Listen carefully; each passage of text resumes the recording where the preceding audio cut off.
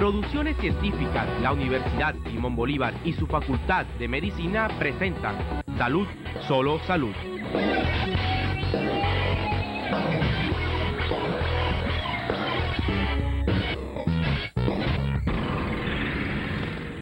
Muy buenas tardes, televidentes de Colombia. Gracias por estar en Salud, solo salud. Bueno, hoy tenemos un especialista, como es el doctor Óscar Páez Rodríguez, es un médico internista, gastroenterólogo, y con él vamos a tratar algo sobre una cantidad de infecciones virales que se presentan continuamente, como es la hepatitis C, la hepatitis B y la hepatitis A. Así que, doctor Óscar, muy buenas tardes, gracias por estar aquí en Salud, solo salud. Señor Hernández, muchas gracias por la invitación, me permite y me da la oportunidad pues de estar con su gran audiencia en este programa que entiendo es el único que en este momento permite al público en general conocer sobre problemas de salud en la costa y creo que en el país, ¿no? De manera que muchas gracias. Bueno, gracias por esos cumplidos, doctor.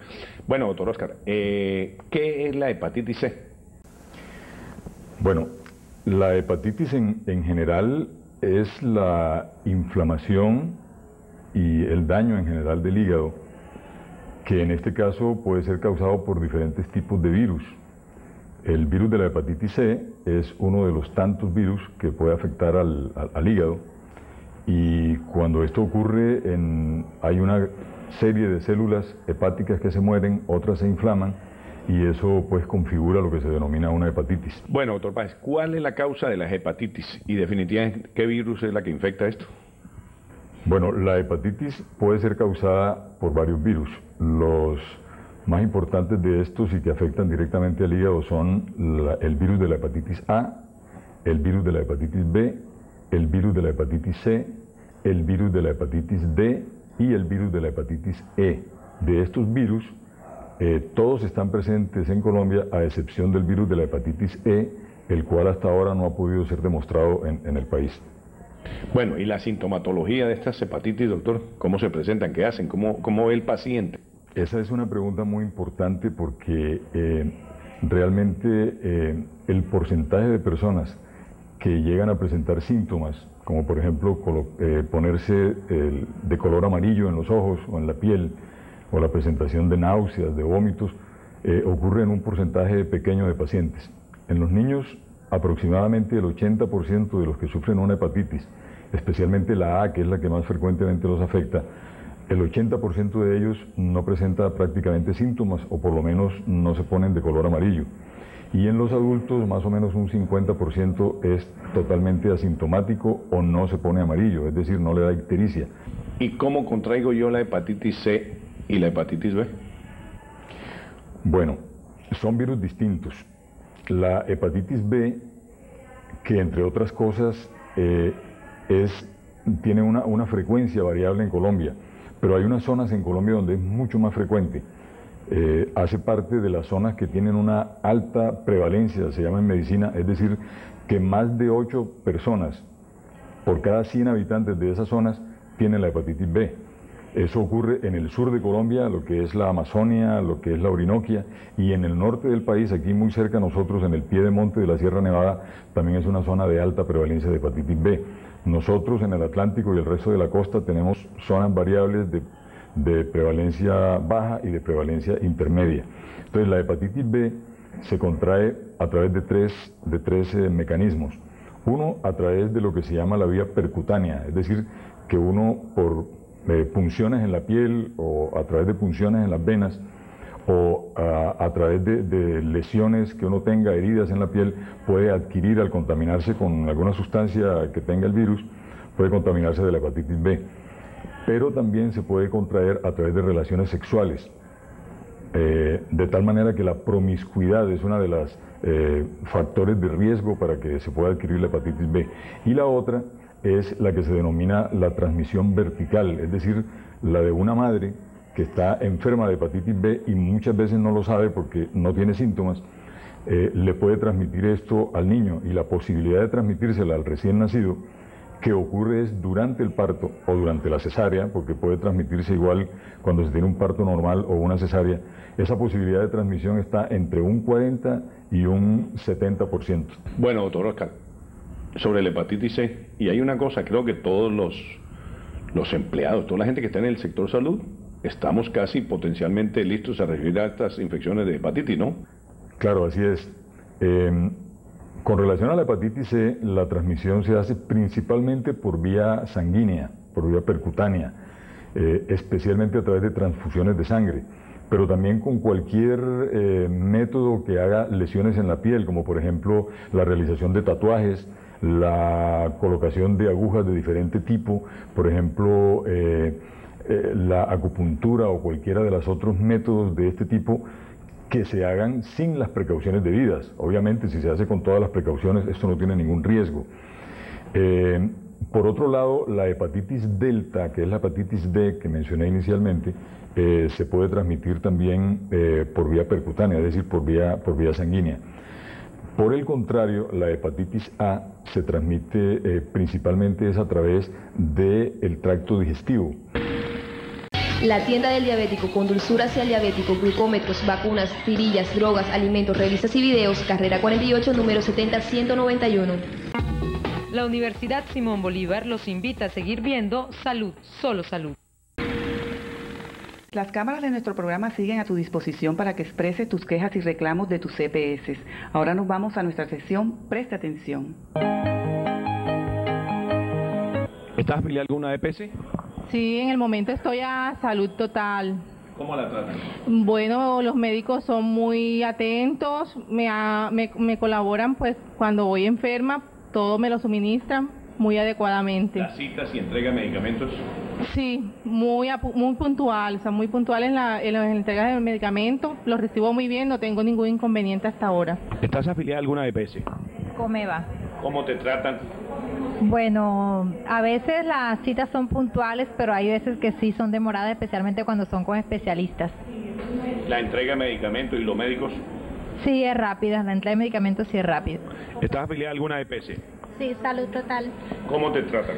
Hasta el momento me ha ido bien, pero en la emergencia sí son muy demorados, en la sala de emergencia. ¿Por qué? A ver.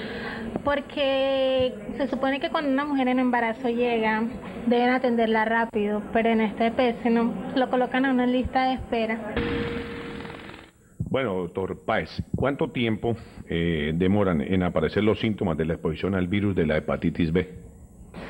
Bueno, es variable dependiendo del virus que afecte al paciente. Usted me pregunta por la B, pero igualmente podemos decir en general que la A, en los casos de la hepatitis A, la aparición de los síntomas es más pronto. Ocurre más o menos un mes después de haber estado en contacto con el virus la persona.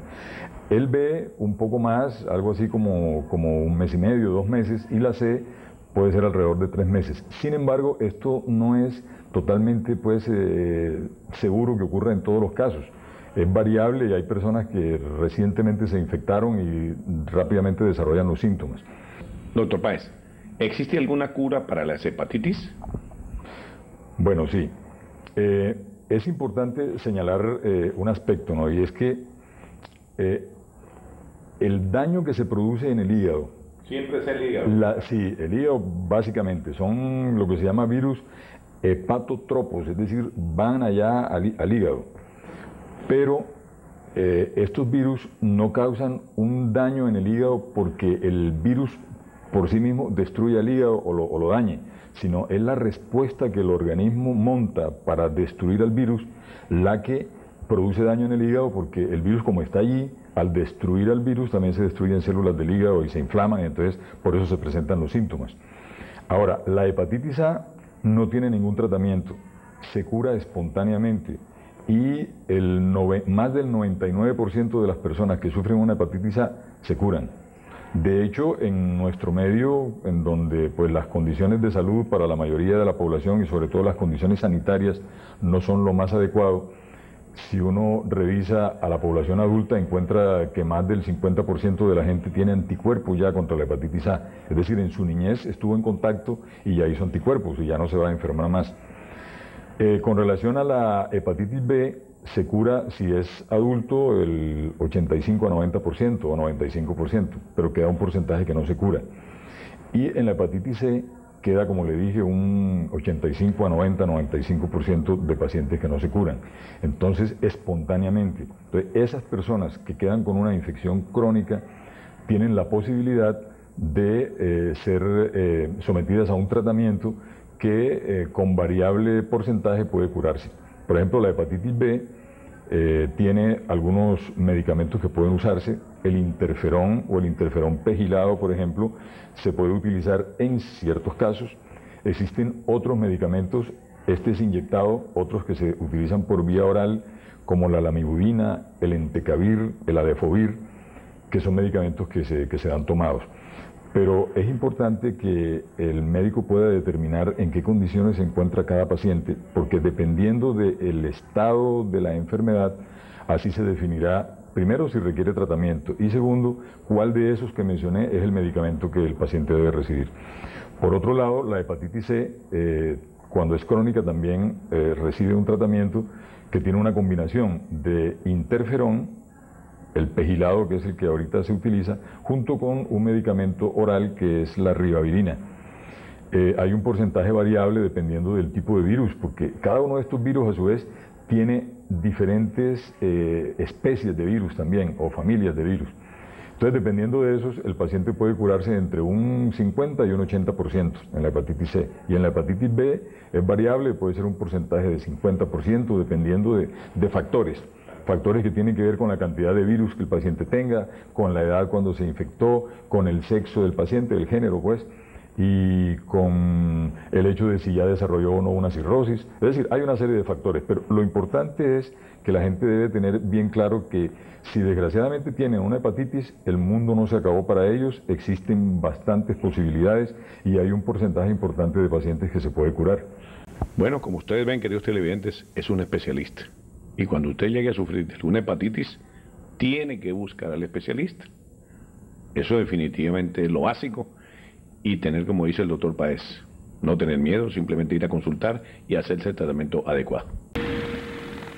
La tienda del diabético con dulzura hacia el diabético, glucómetros, vacunas, tirillas, drogas, alimentos, revistas y videos, carrera 48, número 70-191. La Universidad Simón Bolívar los invita a seguir viendo Salud, solo salud.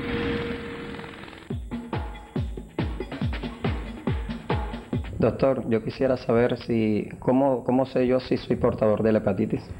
Bueno, existen unas pruebas muy sencillas. Si uno no está vacunado contra la hepatitis B, o uno es un adulto y no sabe si tiene hepatitis A, si tuvo hepatitis A o está protegido, entonces hay una prueba serológica en sangre que se puede realizar. Para saber si uno está protegido contra la hepatitis A, se hace una prueba que su médico sabrá pedírsela, se llama el anticuerpo contra el virus de la hepatitis A. Si uno lo tiene, quiere decir que está protegido. Para la hepatitis B, se hace una prueba que se llama el antígeno de superficie. Si uno tiene ese antígeno de superficie positivo, quiere decir que uno es portador de la hepatitis B. Y entonces debe acudir al médico para que ya evalúe bien el caso y sepa cuál es la conducta a seguir. Si el antígeno de superficie es negativo, significa que no tiene la hepatitis B, pero está en riesgo de que pueda contagiarse de esta enfermedad. Por lo tanto, este paciente que resulte con este resultado, para saber si se tiene una hepatitis C, se hace una prueba también que mide los anticuerpos contra el virus de la hepatitis C. Si el anticuerpo es positivo, entonces este no es un anticuerpo protector, de manera que si sale positivo debe acudir donde el médico para que evalúe, porque probablemente este paciente tiene una hepatitis C. Si no lo tiene, pues obviamente quiere decir que no tiene hepatitis y tiene que seguir todas las medidas y los cuidados para evitar contaminarse, porque la hepatitis C no tiene una vacuna. Doctor, si ves una persona con hepatitis, ¿la puedo contraer? Bueno, esa es una pregunta muy importante realmente. La cantidad de virus que una persona infectada puede tener en su cuerpo varía dependiendo del sitio, ¿no? En la sangre es el sitio, o cualquier derivado de la sangre, es el sitio donde mayor cantidad de virus se concentra. Hay una menor cantidad en saliva, una menor cantidad por ejemplo, en el sudor, una cantidad mayor que en estos sitios, en las secreciones vaginales o en el semen. De manera que contraer la enfermedad a través de un beso así sencillo, suave, realmente no tiene mayor importancia. Depende del beso. Si es un beso de amor filial, que lo da en la mejilla o en la mano, no hay absolutamente ningún problema. Si es un beso apasionado en la boca que incluye a lo mejor un mordisquito allí en la mucosa, entonces ahí hay una ruptura de mucosa y hay contacto con sangre del paciente. Entonces ahí aumentan las posibilidades, aunque no son tan altas como cuando se presentan a través de una transfusión. Entonces es un porcentaje que en el caso de la hepatitis C puede estar por debajo del 4% y en el caso de una hepatitis B está alrededor de un 10-12%. Doctor, ¿la hepatitis la puede contraer cualquier persona? Sí, la hepatitis la puede contraer cualquier persona que esté desprotegida, es decir, que no esté vacunada o que cometa errores pues ahí con el manejo, pero de las situaciones, pero hay unos grupos de alto riesgo. Por ejemplo, la promiscuidad sexual aumenta el riesgo de contraer hepatitis B y hepatitis C. La homosexualidad en hombres aumenta el riesgo de contraer hepatitis B y hepatitis C. La drogadicción, especialmente la drogadicción intravenosa, pero igualmente cuando se utilizan la cocaína por las lesiones que se producen en las fosas nasales, también es un factor de riesgo porque muchas veces se utiliza por varias personas los mismos dispositivos o las mismas agujas. La utilización de tatuajes, etcétera, y todo lo demás que ya les mencioné, son factores que hacen que las personas que practican esto estén en riesgo de desarrollar una hepatitis B o C. Igualmente en los niños las malas condiciones de salubridad hacen y de higiene hacen que estén expuestos al virus de la hepatitis A. Bueno, doctor Páez, nos escriben varios televidentes y nos preguntan que cuál de las hepatitis es más agresiva y que si un paciente que ha tenido hepatitis se puede poner la vacuna. Bueno, esa es una pregunta, o ambas preguntas son muy importantes. En primer lugar, las hepatitis en general se comportan de una manera similar, no hay manera de diferenciarlas por sus manifestaciones clínicas, de tal forma que podemos decir que en general se comportan igual. Sin embargo, hay algunas cositas para tener en cuenta.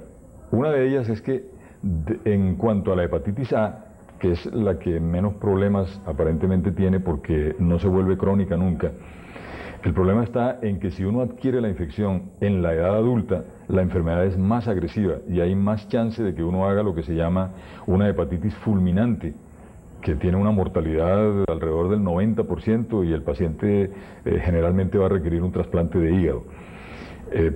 Pero el porcentaje es pequeño, simplemente quiero enfatizar en que si se adquiere en la edad adulta es mayor el riesgo que de esto a que si se adquiere en la edad temprana, en la niñez.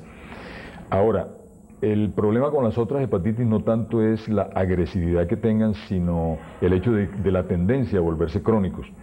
Por eso la hepatitis C, digamos que es la más problemática cuando se adquiere en la edad adulta, porque la hepatitis C en la mayoría de los casos se vuelve crónico y eso ya es un problema. La hepatitis B, por otro lado, también se puede volver crónica, aunque en menor porcentaje. Ahora bien, la hepatitis delta, por ejemplo, cuando da, también es importante tener en cuenta que vuelve a una persona que tiene previamente una hepatitis B crónica, si le llega a dar una infección por virus delta, entonces puede ocurrir una hepatitis muy intensa, muy grave en el momento en que se infecta de la delta, y si no ocurre un empeoramiento de la hepatitis, tiene de todas maneras mayor riesgo de volverse crónica esa enfermedad por el virus delta. Esos pacientes que han tenido la hepatitis, ¿qué cuidados debe tener? Y si se pueden vacunar después de haber tenido la hepatitis. Bueno, es decir, depende de la hepatitis que se tuvo. Si el paciente tuvo una hepatitis A, por ejemplo, el paciente se curó de ella y se debe vacunar contra la hepatitis B. Es importante que lo haga. Si el paciente tuvo una hepatitis B o la tiene, debe vacunarse contra la hepatitis A. Si el paciente tiene una hepatitis C y todavía es un portador de esa hepatitis, es obligatorio que se vacune contra la hepatitis A y contra la hepatitis B. ¿Por qué? Porque cuando ocurre una coinfección, es decir, si un paciente tiene una hepatitis B, por ejemplo, y le da una A, se empeora el caso y la agresividad es mayor porque se suman dos virus. Si el paciente tiene una C y le da una B, igualmente el problema empeora, de tal forma que el riesgo de desarrollar cirrosis o de hacer un cáncer de hígado aumenta. De tal forma que sí es muy importante vacunarse, aunque le haya dado pues alguna de las hepatitis. Con relación a lo que el paciente debe hacer si le da una hepatitis, hay dos aspectos que hay que mencionar. Uno, cuando el paciente tiene la hepatitis, es necesario quitar una cantidad de mitos que existen, es decir, el paciente debe alimentarse sanamente, pero debe comer todos los nutrientes que se necesitan. Concluyendo, doctor Páez, definitivamente, las vacunas son eficaces. Dicen que la hepatitis B se debe aplicar 3 veces. ¿Estos pacientes que han tenido hepatitis pueden ingerir licor, fumar o no? Bueno, vamos por partes. Las vacunas son muy eficaces. Para la hepatitis A se aplican 2 dosis, ¿no? Una inicial y otra a los 6 meses. La protección está por arriba del 95%. Y para la hepatitis B, en las personas que no hacen parte de los grupos de alto riesgo, digamos la población general, se aplican 3 vacunas, una inicial, una al mes y una a los 6 meses. Y para las personas de alto riesgo, como son todas las que mencioné ya, y a esas hay que agregar, por ejemplo, la gente que recibe transfusiones sanguíneas por alguna enfermedad que tengan muy frecuentemente, o que están, por ejemplo, recibiendo o están en programas de diálisis.